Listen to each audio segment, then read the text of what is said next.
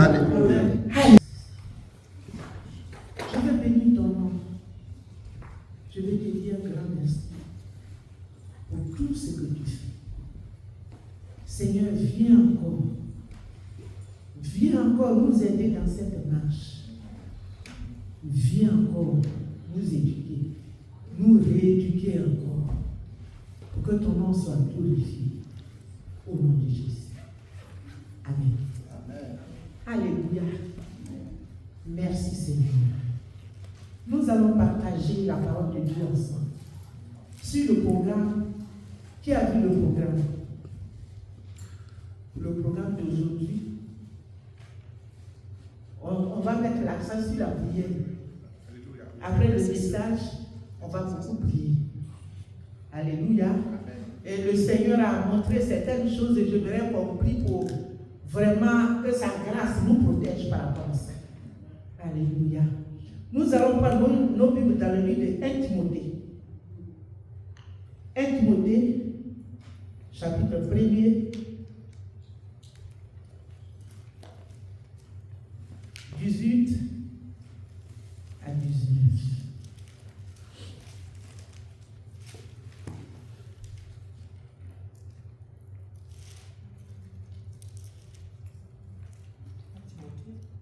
Timothée, chapitre 1er, verset 18 à 19.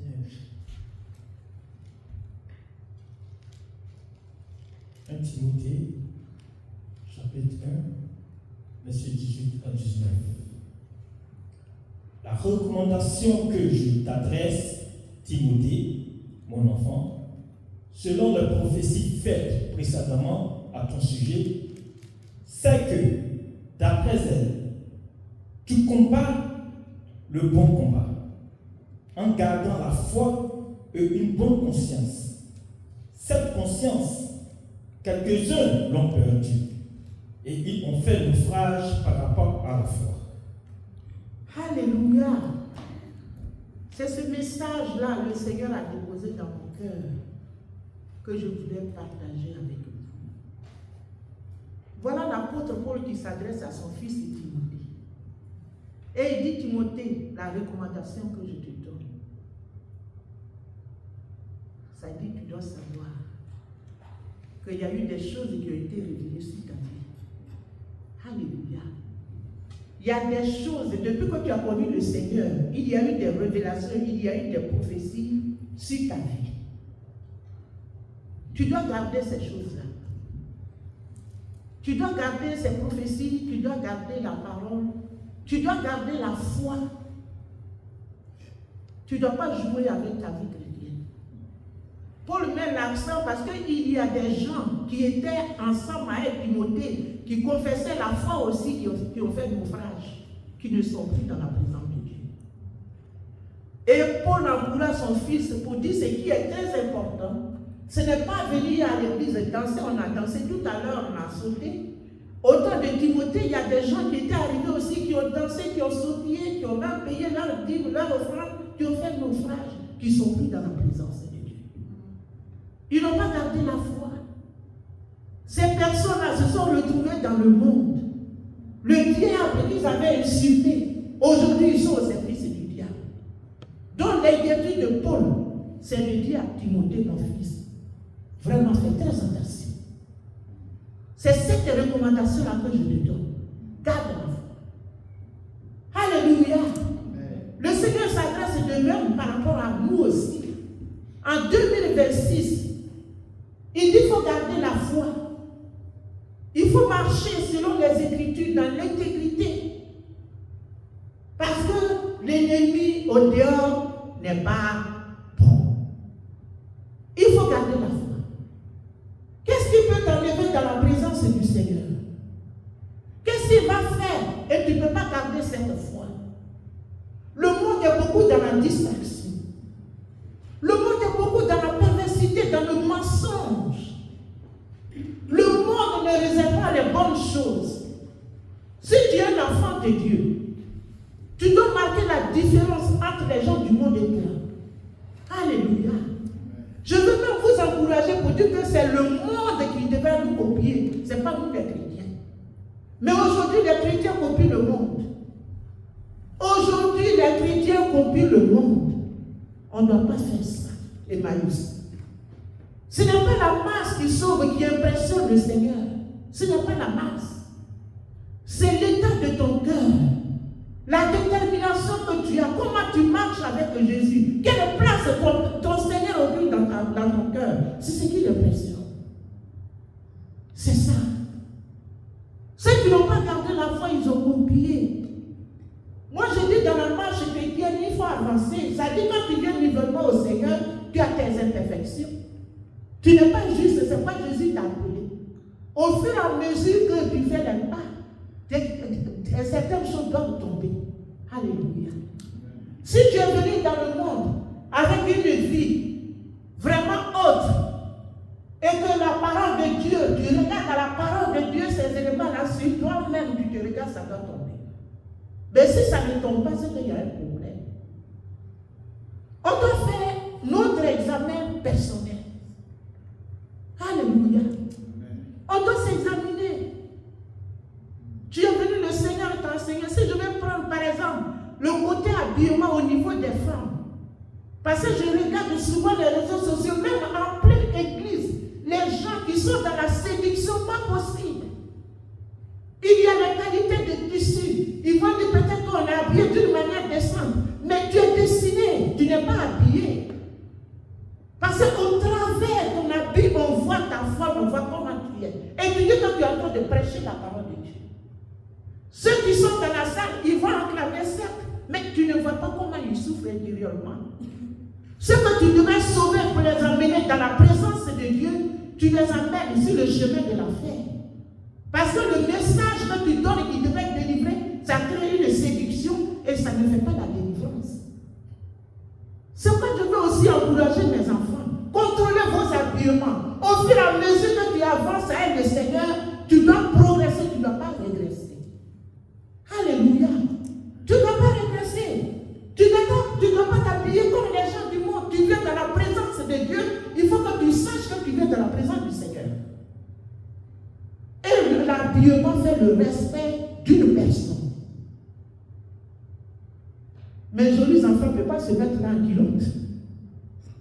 Ça dit tu quittes à la maison, tu es habillé en culotte, tu viens là, non, entre nous. C'est quel message tu donnes? C'est pas normal. Si tu es dans ta maison, ça c'est un autre cas. Si tu es avec ton mari là-bas, ça c'est un autre cas. Mais dans le peuple au milieu, dans la présence de Dieu, on doit faire très attention. Il ne faudra pas qu'on régresse spirituellement. On doit avancer. Alléluia. On doit avancer, on doit se faire distinguer. Avancer par ta manière de faire. L'hospitalité doit nous caractériser. L'humilité, la simplicité du cœur. L'arrogance, non. C'est des éléments qui doivent aller en arrière. Le savoir parler. Ça doit être notre portion à Emmaüs. Le savoir parler. Parce que c'est des choses qui choquent. Et la personne va rien te dire. Tu l'as choqué, elle va se retirer tout doucement. Et tu vas dire, ah, mais pourquoi elle est partie? Mais quelque part, tu as blessé une âme. Tu n'as pas progressé, tu as régressé. Ta foi aussi a régressé. Il faut que le Seigneur nous aide. Qu'on quitte même des choses qui peuvent compromettre notre marche chrétienne. Les murmures, les critiques, les jugements. Vous vous critiquez entre vous. Vous vous critiquez entre vous. Qui va avoir le courage pour dire je critique? Comment ça peut arriver souvent? Comment vous critiquez? C'est pour vous donner le secret, pour ne pas que ça soit au milieu. Oui, vas-y. Non, peut-être que tu n'es pas content soit de ton frère ou bien de ta soeur, et puis tu vas avoir une autre soeur, et puis tu commences à parler de la soeur pour dire, mais celle-là, mais voilà ce qu'elle m'a fait, pourquoi même elle est comme ça, les trucs comme ça. Et puis l'autre aussi sans savoir, mais joint, et puis on parle. Ça, c'est pas bon. Ça, c'est pas bon. Ça, c'est quelqu'un qui n'est pas encore, qui n'a pas la maturité spirituelle qui vient d'arriver. Parce que ce que la Bible me recommande, tu as fait quelque chose qui ne me plaît pas, moi je t'approche. Je veux parler avec toi. Parce que peut-être que ce qu'elle est en train de dire, la laisses pour aller critiquer, toi-même tu rentres dans le péché, puis la présence de Dieu s'éloigne. Va lui dire. Va lui dire que ce que tu as fait là, je n'ai pas apprécié. Je n'aime pas. Elle va, si l'humilité est dans son cœur, elle dit, oh ma soeur, excuse-moi, je ne vais plus répéter. Mais vous allez vous critiquer, d'abord aller dans l'autre bout, vous devez vous critiquer, et vous allez ainsi de suite vous critiquer. Quand tu vas voir la scène, tu vas dire, ah ma Seigneur, Dieu te bénisse. C'est de l'hypocrisie. L'amour n'est pas vrai. Devant toi, quand je suis en face, tu acclames. Quand je te donne, tu me poignardes. Et quand ces choses-là sont dans l'église, ce n'est pas bon. On ne doit même pas avoir cet esprit-là. Il faut avoir le courage pour dire ma sœur qui m'a fait mal. Alléluia. C'est ce que la Bible nous dit. Il faut le faire. Il faut que l'amour soit véritable. Vous savez, quand il y a l'amour au milieu de vous, quand il y a l'amour dans l'assemblée, je n'arrive pas au niveau du monde d'abord. C'est-à-dire cette solidarité, quelqu'un ne peut pas rentrer entre vous. Quelqu'un ne peut pas rentrer. Alléluia. Et je vais vous donner un secret. On n'est pas parfait, mais la Bible dit de nous efforcer à faire le bien. On avait un groupe de femmes, on évangélisait, on est ensemble. On a eu une soeur, elle a nous critiqué. Et moi-même, j'ai étudié une loi. Je dis dans l'autre groupe là, on n'est qu'à avoir le courage. Quelqu'un t'a critiqué là, quand on va faire deuxième réunion là, il faut dire celle-là a critiqué. Quand j'ai dit ça, celle qui a vous dit, elle dit, toi-même tu aimes les trucs comme ça. J'ai dit qu'elle aime les trucs comme ça. On va faire ça pour être délivré, parce que nous tous on va être délivrés. On a prié, Seigneur, merci, désormais on va faire comme ça, on a prié, on est parti. Elle est venue me visiter. Elle a commencé à critiquer. J'ai noté même pour ne pas oublier. Quand on a commencé la réunion, j'ai demandé qui a quelque chose à dire. Elle m'a regardé, elle savait que j'allais dire ça. Non, on n'a rien à dire, après de dire, moi j'ai quelque chose à dire. Ma soeur a critiqué. Parce qu'on a dit, on n'avait pas critiqué. Elle dit, et c'est vrai. Et c'est comme ça, c'est parti. Critique là, c'est comme ça, c'est parti. Et on était soudés, on était unis. On faisait des grandes choses. Parce que quand il n'y a pas de critique, quand il y a l'unité de l'esprit, le Seigneur travaille. Alléluia. Gardons la foi. Ne soyons pas pressés par rapport à ce que Dieu a déjà déclaré. Ce qu'il t'a déjà donné. Si tu n'as pas encore reçu, ne t'en fais pas, reste tranquille. Vous savez, les murmures freinent la bénédiction. Des murmures, des critiques, les jugements freinent la bénédiction. C'est Capou Sévérin qui disait, Père à son âme, je sais que vous le connaissez, Capou Sévérin, il disait que moi je prie, je fais ça, vous me critiquez et vous voulez que le Seigneur passe par moi pour vous bénir, il va bloquer ça. C'est ça, et c'est une vérité. Ça dit la personne qui prie pour toi, tu ne sais même pas comment la personne se dérange, tu ne sais même pas les limites, et tu vas prendre cette personne va devenir sujet de critique, ça va bloquer ta bénédiction. Et tu vas dire, ah, Dieu avait dit c'est comment? Mais ton caractère. Tu es en train de faire naufrage. Alléluia. Comment on peut encore perdre la foi, l'envie? Aujourd'hui, on vit récemment aux menteurs sur les réseaux sociaux.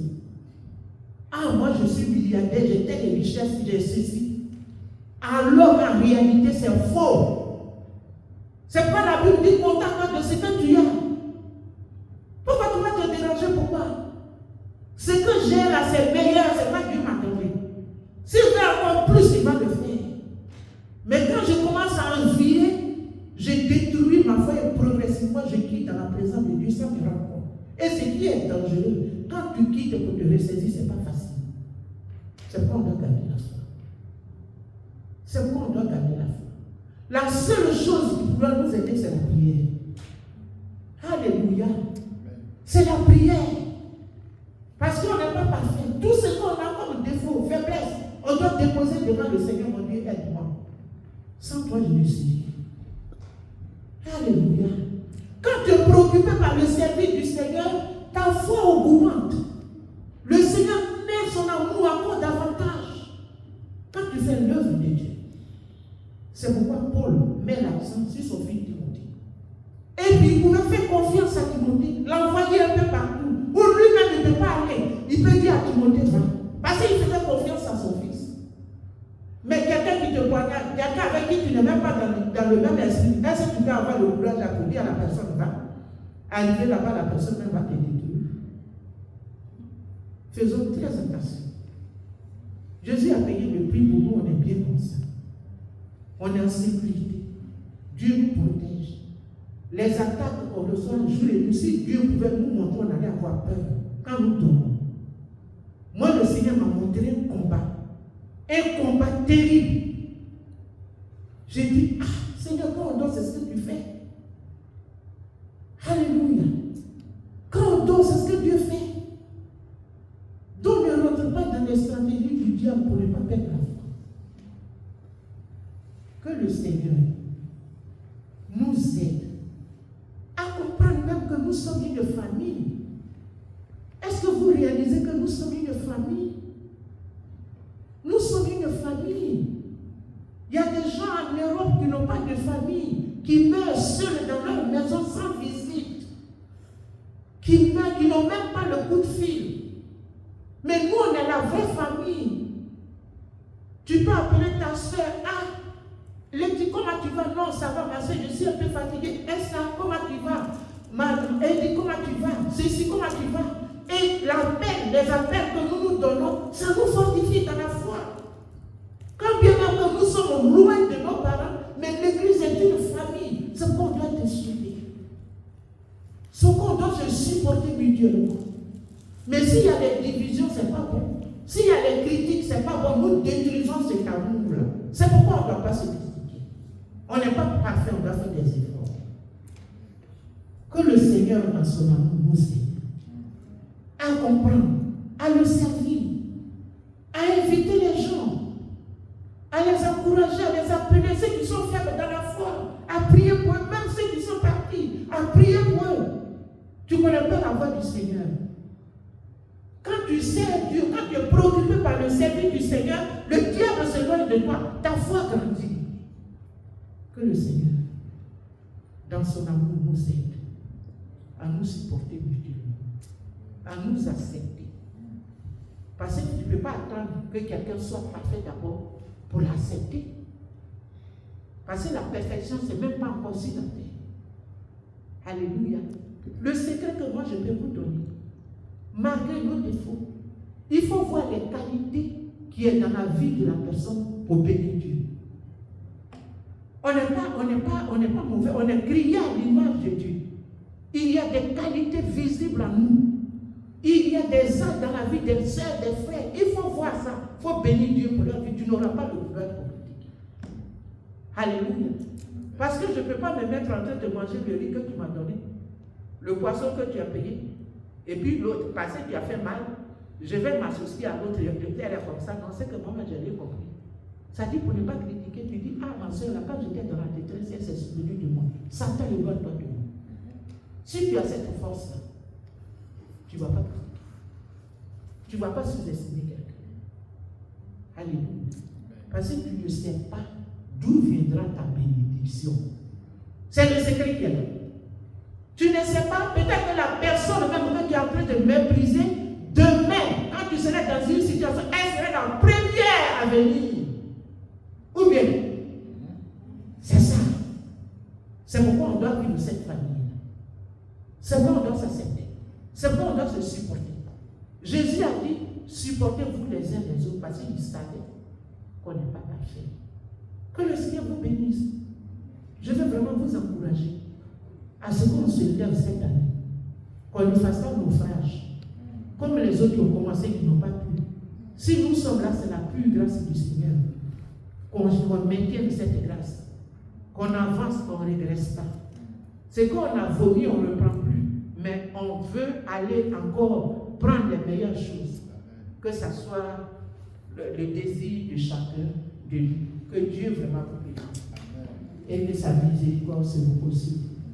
Alléluia. Amen. On va.